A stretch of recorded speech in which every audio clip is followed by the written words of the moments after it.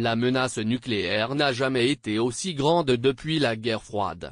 Nous vivons dans un monde où le risque que les armes nucléaires soient utilisées est plus élevé qu'il ne l'a été depuis longtemps, a d'ailleurs souligné ce vendredi 6 octobre la présidente du comité Nobel norvégien, Berit Reiss-Andersen. C'est dans ce contexte particulier que le Nobel de la paix 2017 a été décerné à l'ICAN, campagne internationale pour l'abolition des armes nucléaires, dont on a rarement semblé aussi loin.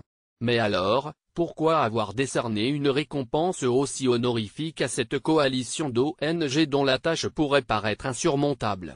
L'élection de Trump a exacerbé les tensions. L'élection du président Donald Trump a mis beaucoup de gens très mal à l'aise, à l'idée qu'il peut, à lui seul, autoriser l'utilisation des armes nucléaires, a elle-même déclaré la directrice de l'ICAN, Beatrice Finn, critiquant le fait que le nouvel occupant de la Maison-Blanche avait montré qu'il n'écoute pas toujours les experts. La guerre froide est si loin derrière nous que nous ne pouvons plus accepter ces armes, déclare Beatrice Finn, directrice exécutive de l'ICAN. L'arrivée de Donald Trump à la Maison-Blanche a certes exacerbé les tensions avec la Corée du Nord et l'Iran. Le président américain a d'abord désavoué l'accord sur le nucléaire iranien. Lors de sa campagne, il parlait même de déchirer cet accord. Selon lui, Téhéran n'aurait pas respecté les termes du plan, qui prévoyait de garantir le caractère pacifique et à usage civil du programme nucléaire iranien, contre une levée sur 10 ans des sanctions internationales qui frappent le pays depuis plus de 30 ans.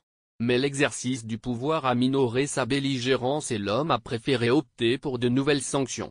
Pour l'instant. Le président américain doit s'exprimer dans les jours à venir sur le sujet, alors que la Maison-Blanche cherche un moyen d'accroître la pression sur Téhéran sans faire voler le texte en éclats. D'un autre côté, c'est bien sûr la Corée du Nord qui inquiète.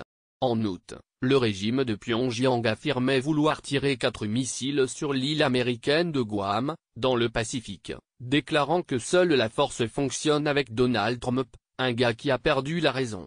La Corée du Nord ferait mieux de ne plus proférer de menaces envers les États-Unis, avait rétorqué Donald Trump, promettant le feu et la colère, comme le monde ne l'a jamais vu jusqu'ici en cas de poursuite des actions belliqueuses de Pyongyang. Donald Trump a même rappelé que l'arsenal nucléaire américain était plus fort et plus puissant que jamais auparavant. De plus, le club très fermé des puissances nucléaires n'a cessé de grossir. Malgré le traité de non-prolifération nucléaire TNP, 4 États se sont dotés officieusement de la bombe nucléaire, le Pakistan, l'Inde, Israël qui n'a jamais ni confirmé ni démenti détenir l'arme atomique, non signataire du traité, et plus récemment la Corée du Nord, qui s'est retirée du TNP en 2003. L'encouragement du comité Nobel. Mais où était l'ICAN quand la Corée du Sud se préparait au pire, tout en apprenant à constituer un kit de survie antinucléaire? Où était la coalition quand il a fallu calmer les envolées de Trump et de Kim Jong-un?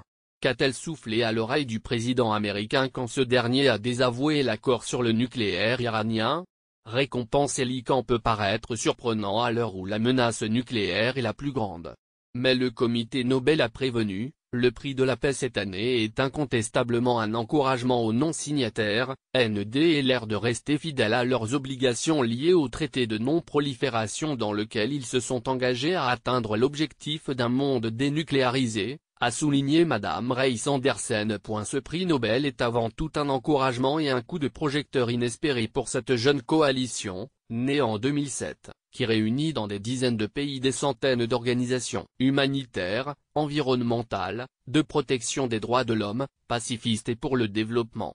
À travers des actions de lobbying et des manifestations, elle tire la sonnette d'alarme pour réclamer l'élimination des armes nucléaires. Ce combat acharné a permis à l'organisation de remporter une première importante victoire symbolique en juillet à l'ONU, lorsqu'une cinquantaine de pays ont lancé la signature d'un traité bannissant l'arme atomique.